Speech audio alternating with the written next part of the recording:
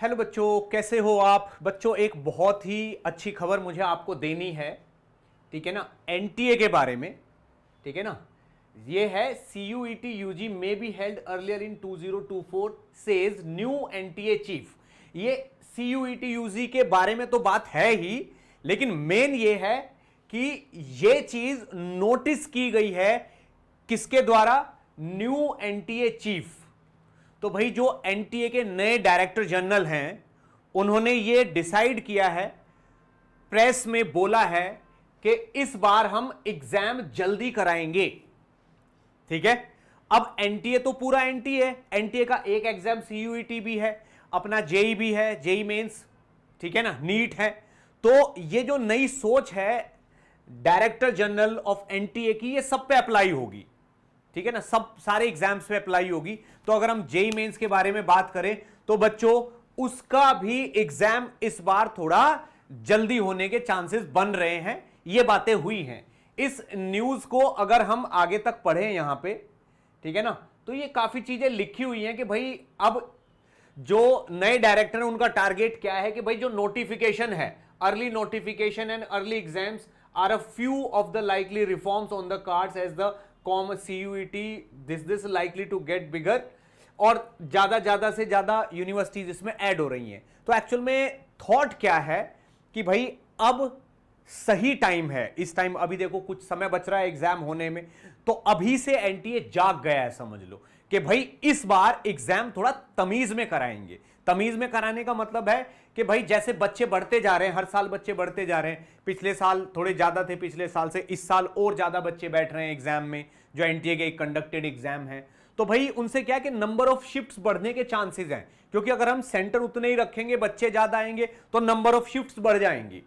ठीक है ना, अब चाहते हैं कि नंबर ऑफ शिफ्ट्स इतनी ना बढ़े, क्योंकि 11-12 शिफ्ट तो वैसे ही हो गई हैं, अब क्या 15-20 कराएंगे तो बहुत ज्यादा हो जाएगा। तो टारगेट ये है कि नंबर ऑफ सेंटर बढ़ाए जाए, ठीक है ना, और शिफ्ट्स को कम किया जाए, ताकि जल्दी थोड़ी सी ड्यूरेशन में एग्जाम निपट जाए, ऐसे 10-10 15-15 दिन तक ना चले।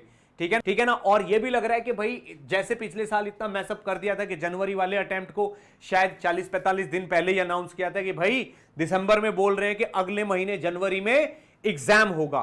तो जो नए डायरेक्टर जनरल हैं उन्होंने यह भी बोला है कि इस बार बच्चों को इंफॉर्मेशन बहुत पहले से होगी कि उनका एग्जाम कब होगा, और ये श्योर है, यानी कि नोटिफिकेशंस वगैरह आपको बहुत टाइम पे मिल जाएंगे। और जो सेंटर्स का पता है आपको, एक एक 2-2 दिन पहले एडमिट कार्ड आ रहे हैं, वो इस बार नहीं होगा, वो बहुत पहले आपको एडमिट कार्ड पहुंच जाएंगे, सेंटर का अलॉटमेंट भी आपको बहुत जल्दी हो जाएगा। तो ये नए रिफॉर्म्स हैं जो प्रपोज किए गए हैं एनटीए में।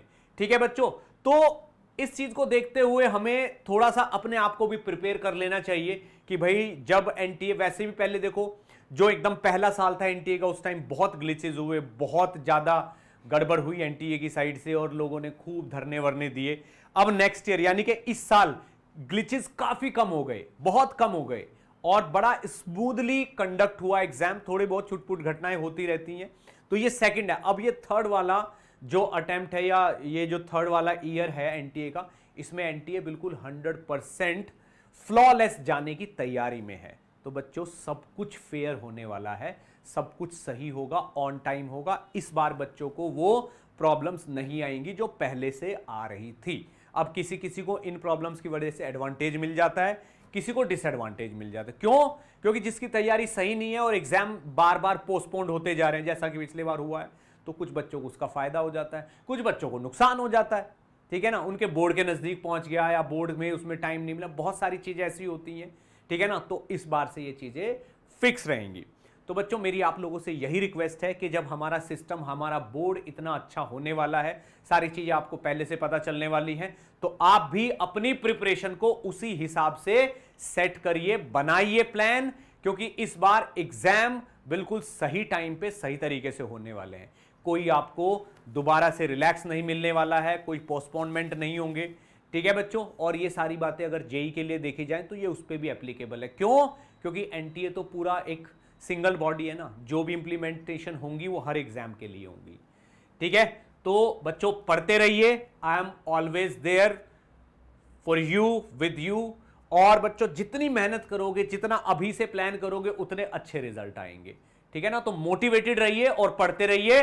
Best of luck. Thank you.